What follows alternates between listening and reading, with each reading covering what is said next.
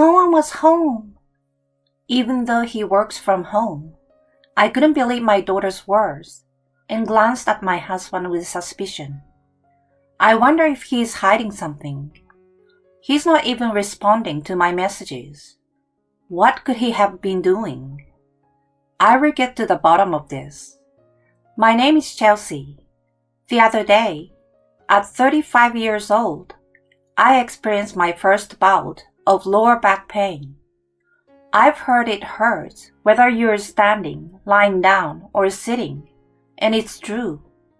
Going to the bathroom or taking a bath was excruciating. It made me realize how important my back is. If only I had a little more strength than I do now. About 3 years ago, I lived happily with my husband Harold and our elementary school daughter Diane. But things started to feel off in our marriage. It seems my husband has been in frequent contact with someone. He's so attached to his phone. It's like he's a high school girl sneaking it into the bathroom. He used to forget his phone at work often. I quickly noticed a drastic change in him. I thought about divorcing him, but we have a kid, and divorcing over one affair seems extreme. Fortunately, even if my husband's love for me has waned, he still adores our child. I refuse to accept that cheating is just something men do, but if it's not serious, maybe I can overlook a one-time mistake. Then, that's when Corona hit. Due to the lockdowns, my husband began working from home according to his company's policy. Meanwhile, as someone who works part-time as a cashier at the supermarket, there was no option for me to work from home. I continued going out to work. Naturally, my husband started helping more with household chores, and I began to see this situation as positive for our family. One of my colleagues at work mentioned, a fair partner gets infected. And now that I think about it, my husband has been spending less time on his phone. My husband used to sneak around and cheat behind my back, but ever since Corona became a thing, he's become remarkably quiet. Maybe he is afraid of getting caught. Perhaps their affair naturally fizzled out due to the pandemic. I thought I was lucky, but my husband's behavior changed again around autumn that year. Despite still working diligently from home, he began doing laundry frequently. He claimed he had to change clothes because he sweated so much. But did he really need to change outfits every day? Since he's home alone, couldn't he just stay in his sweaty clothes? He used to be such a laid-back person. So what changed? Not only did he change clothes frequently, but he also started paying attention to his hairstyle. Even though he's home all day, he's styling his hair with a styling gel. He's already middle-aged, so trying to look younger just makes him look tacky, or like he's too slick.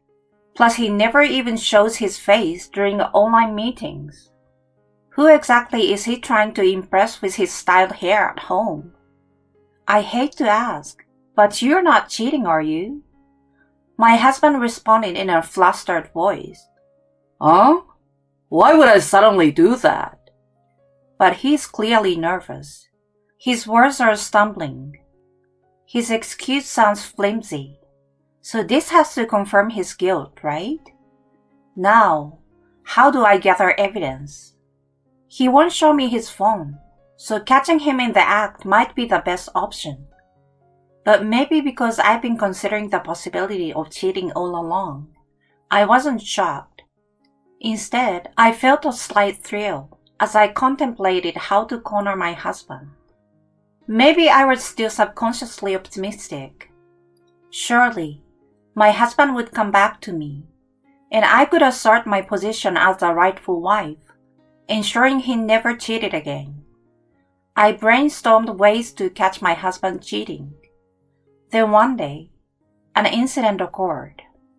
I received a call from an unknown number while at work. It was urgent. It was my husband, informing me that Diana had collapsed and was being taken to the hospital in an ambulance. That day, the school called to say Diana had a high fever, so I was waiting for updates. I wanted to rush to pick her up, but I couldn't leave work early due to staff shortages caused by the pandemic. He claimed he was in a meeting, so I couldn't reach him. I sent a message about Diana's fever, but no one was available to pick her up immediately. I asked if they could let her rest in the infirmary until I finished work, but an ambulance? Did she really collapse at school? My husband sounded panicked on the phone earlier, so I didn't know what was going on, but I felt uneasy. I rushed to the hospital where my husband and daughter were supposedly heading. When I arrived, Diana seemed fine, able to respond properly despite being feverish, and even managed to smile. Thank goodness. The doctor mentioned that if Diana had collapsed at school, my husband would have been with her in the ambulance. It was my first time experiencing such a situation, and I didn't know how the school would respond, but that's usually the case. Diana nodded. Yeah, Daddy rode in the ambulance with me. Oh, so Dad picked you up? Nope. Then what's going on? My husband avoided eye contact. Where exactly did you collapse? At the front door of our house. Why there? I felt really lonely, so I secretly left school and came home. Hearing this, I glanced at my phone and saw several missed calls from the school. So that's what happened. Diana has a habit of seeking comfort from others when she's feeling lonely due to a fever. She had never had a fever at school before, which was unexpected. I need to apologize to the school. And oh, she collapsed at the front door. No one was home, even though Dad works from home? He never heard the intercom. I rang it multiple times. My daughter isn't to blame. She's right. She did nothing wrong. If anyone's at fault, it's likely my husband, who's turning paler by the second. Actually, the paramedics mentioned that they received a call from a neighbor. They tried calling the intercom too, but no response. So they hurriedly called the paramedics for help instead. When the ambulance arrived and rang the intercom again, my husband finally answered, surprising them. They wondered why my husband, who should have been home, wasn't the one to report it despite the fact that Diana collapsed at the front door. How could he not notice the repeated calls? Wait a minute. Something is fishy. Oh, by the way, the number you called from in an ambulance was different from usual. Oh, I forgot because I was in a rush. I see. I smiled as I held my daughter close, ready to head home. She seems tired from the fever and was already dozing off. Thank goodness. For her, it's best to just let her sleep. Fortunately, my mother should be finished with her part-time job by now. Maybe she can help look after my daughter for a bit. There's something that needs to be resolved no matter what.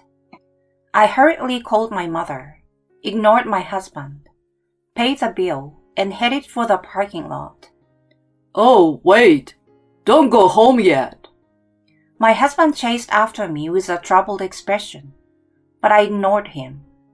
Seriously, why would he say not to go home when our daughter has a fever? Something is really fishy. I took only my daughter in the car and left my husband stranded at the hospital. Returning home, my mother, who had rushed over, was waiting at the front door with a worried expression. Is Diana okay? Sorry, but could you look after her for a bit? My husband's affair partner is in this house. Huh? My mother exclaimed, surprised, but then said, If that's the case, Make sure to solely deal with it. Thank you, Mom. Diana, sorry, but just stay with Grandma for a bit. I entered the house quietly with my mother and daughter. My mother went to Diana's room, still holding her, while I began my search. Apparently, my husband left not just his phone, but also his wallet. If he can use a taxi, it will take about an hour to walk from the hospital. If my hunch is correct, there should still be evidence of the affair here. I have to find it before my husband returns.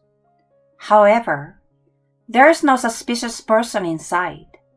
She's probably hiding somewhere. I followed my intuition and headed to the bedroom, touching the locked closet door in front of me. As I thought, I don't remember closing it. A woman's tearful voice stopped abruptly, and I straightened up with a gasp.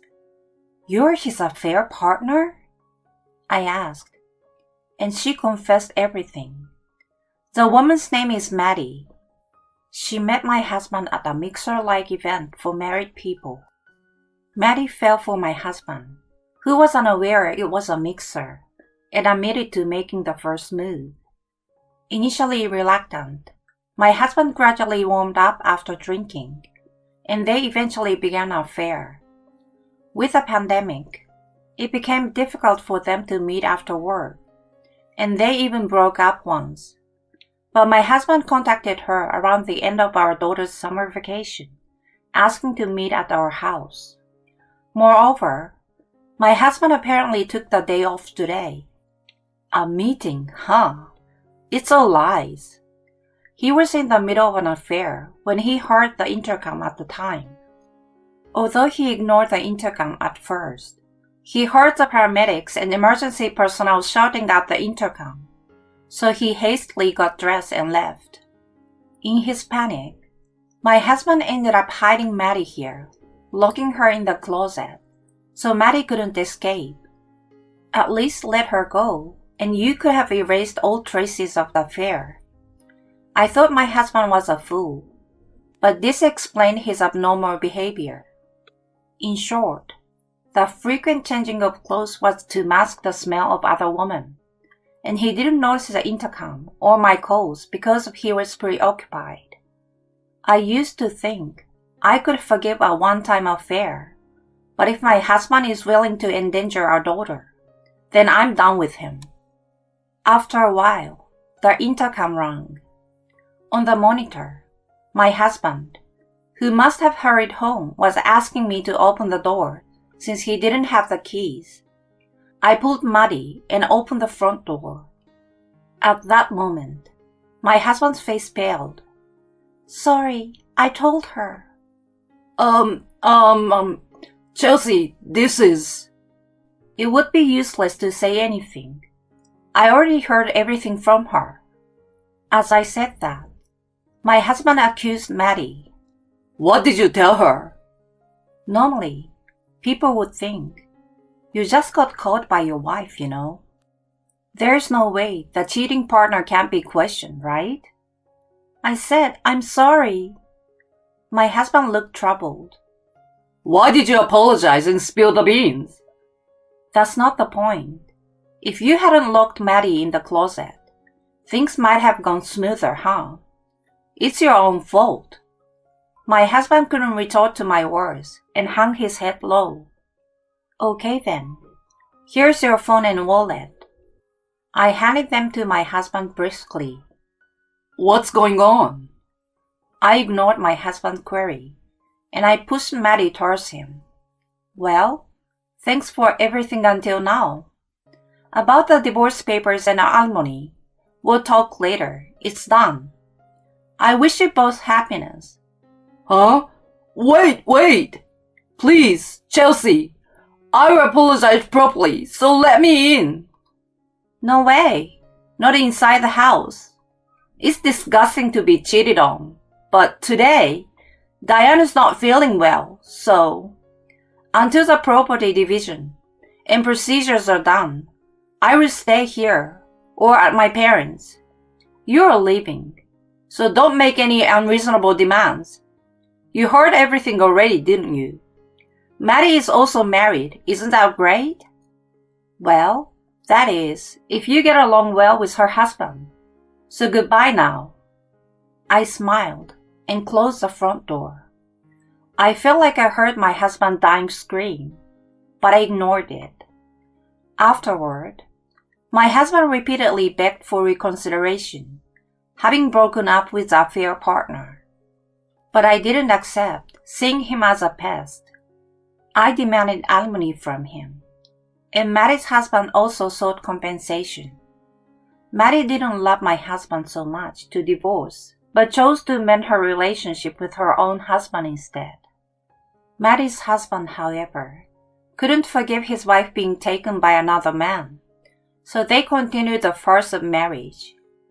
It seemed my husband didn't really love Maddie that much after all, because it was me he truly cared for. For him, being abandoned by both his wife and the affair partner made him fear women. It's not just about never cheating again, but possibly never being with a woman again for him, making this a traumatic event. He seems to want to see his daughter, but Diana seems to understand what had happened that day as she grows, even though I haven't said anything. She has grown to dislike him, so she doesn't want to see him anymore. To him, this is very painful. Meanwhile, my daughter and I began living with my mother.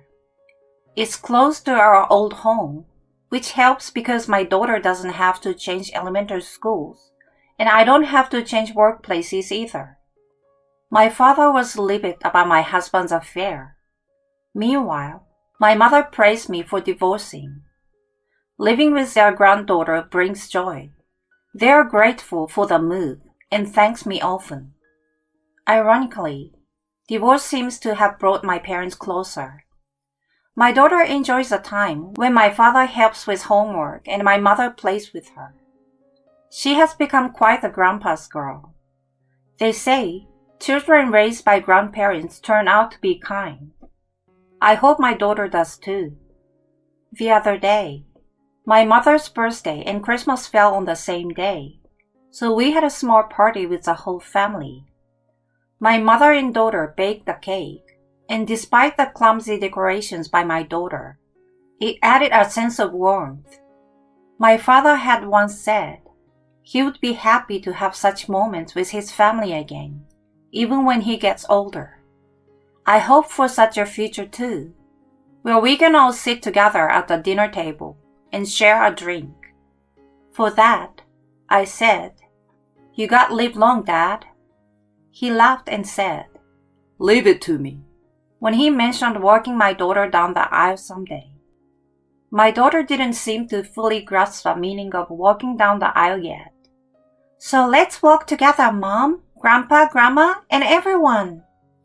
It might be a lively walk down the aisle, but that might be good too. I'm looking forward to a future where the whole family can always be happy. Despite everything that happened, that's how things stand these days.